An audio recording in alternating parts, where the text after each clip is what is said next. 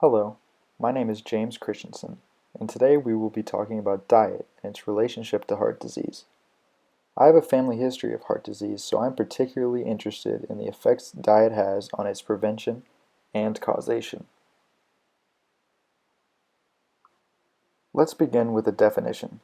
Heart disease, or also commonly called cardiovascular disease, is a broad term for the weakened condition of one's heart or cardiovascular system. This can include diseases that affect the heart's function, as well as constriction or clogging of one's blood vessels. As I previously stated, there are hereditary factors that affect one's chances of contracting heart disease, as well as behavioral and environmental factors. Cases of cardiovascular disease have increased drastically over the last century, and even more so in the past couple of decades.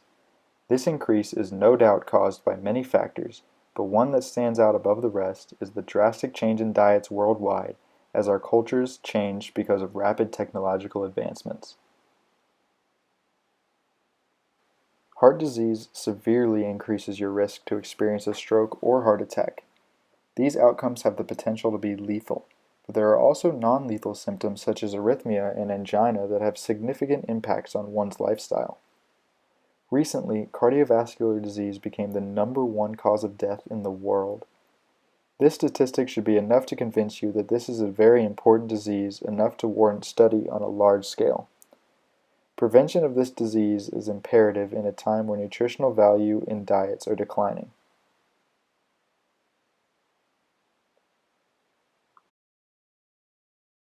This map shows the age-standardized prevalence of heart disease in every country in 2015. As you can see, prevalence is most focused in developed countries, implying a relationship between diet and prevalence as developed countries have more availability of those low nutritional foods. Now we will analyze a case study that aims to prove a relationship between diet and cardiovascular disease. The study we will be talking about today is called The Link Between Diet and Cardiovascular Disease in Latin America and the Caribbean Using Geographic Information Systems by Jennifer McDonald, Patricia B. Brevard, Robert E. Lee, and Tammy Wagner. The objective of this study is to establish a relationship between the diet of Latin Americans and the prevalence of cardiovascular disease as a result. The authors used the availability of 7 different categories of food on a daily basis. These food categories were alcohol, fats, fish and seafood, fruits, meats, sugars, and vegetables. The study also recorded the mortality rates of cardiovascular disease in the same years to study the potential associations. It is important to understand these factors in the context of their relationship to one's state of health. Different foods are the behavioral aspect of one's health, as one has the choice to consume certain foods based on the availability. Cardiovascular disease mortality rates are affected by each vertex of the health triangle, but the one this study is concerned with is the rate as they relate to one's behavior. Now for the methodology. This case study uses a cross-sectional strategy to examine the correlation between the 2 factors of importance, diet and cardiovascular disease prevalence. Association was affirmed by a statistically significant correlation of the 2. The area of study was Latin America and the Caribbean. This included 47 countries, of which 15 were excluded due to lack of data, and therefore not enough evidence to draw statistically significant conclusions about.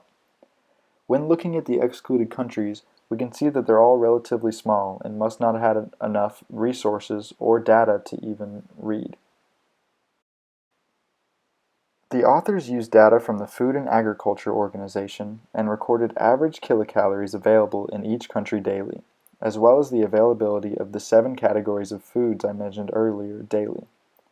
Cardiovascular disease mortality rates were collected from the World Health Organization to be used as the dependent variable in this study.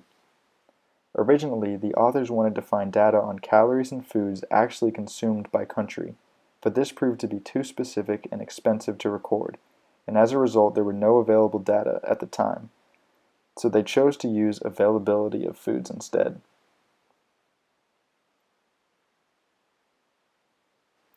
A GIS analyst was hired to map the collected data in a meaningful way. First, a map was created showing cardiovascular disease mortality rates for the entire Latin America and Caribbean region. Then, separate maps were created for each of the dietary risk factors. These were then layered on the cardiovascular disease map to find any visual relationships between cardiovascular disease mortality and diet composition. GIS software was used to divide each variable into 5 levels of nutrient availability, as well as 5 levels of cardiovascular disease mortality rates. Nutrient availability was represented using different colors for each of the 5 categories, with shades of green for low availability and shades of red indicating higher availability. The different visual relationships among the variables can be observed in the maps. Cardiovascular disease mortality rates were represented using the numbers 1 through 5, where 1 is the lowest category and 5 the highest. The maps were then further analyzed by placing each of the 32 countries into one of 4 separate categories, based on the relationships found between dietary factors and cardiovascular disease rates. The results of the study are as follows. In the case of Latin America and the Caribbean, there was no statistically significant evidence that the availability of alcohol, fruit, meat, sugar, or vegetables on a daily basis have an association to the prevalence of cardiovascular disease in the area. There was a positive correlation between availability of oil crops and fish and seafood and the concentration of cardiovascular disease in the area. Based on these results, we can conclude that there is at least some statistically significant evidence that diet has a relationship to heart disease contraction and mortality rates. This should be obvious as cardiovascular disease is now the highest mortality rate in the world.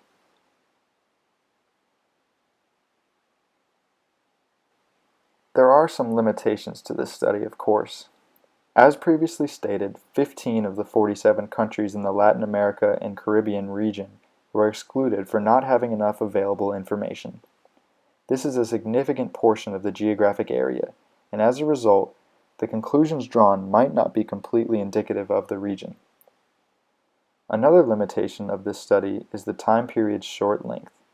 Some foods have long-term effects on one's health, and this study was not long enough to capture those potential effects, making them potential confounding variables. Another limitation I previously stated is the fact that food data was of available food per day rather than food actually consumed each day. Available food does not equate to consumed food, as there is always food uneaten or spillage factors that can result in an inequality in availability and actual consumption.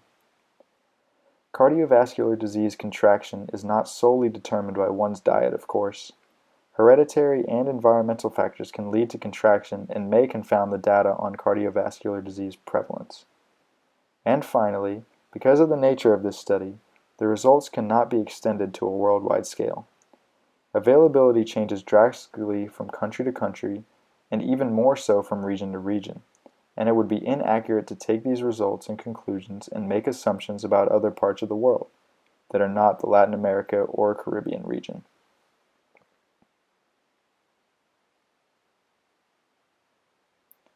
This is the end of my presentation. I hope you learned something and found this topic interesting. Thank you so much for listening. Have a great day.